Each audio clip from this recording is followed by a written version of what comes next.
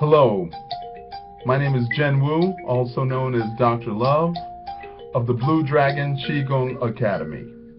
And this is another health minute for Blue Dragon Qigong. Now, what's going on is we have a 3-year program. The first year we talk about Yang, which is the Waidan, or the external energy, and we have Yin, which is the Neidan, or the internal energy. So the Neidan, there's 14 medical Qigong exercises, and that is half the year. And the second half of the year is the Waidan, that builds Yang Qi, or external energy.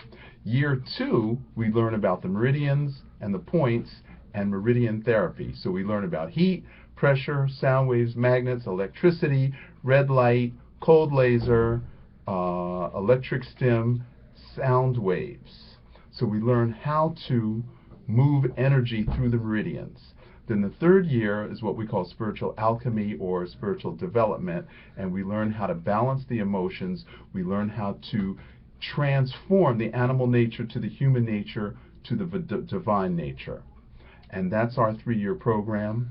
And you can enroll in our program at www.lovechinesemedicine.com, or you can shoot me an email at www.bluedragonqigongacademy.com.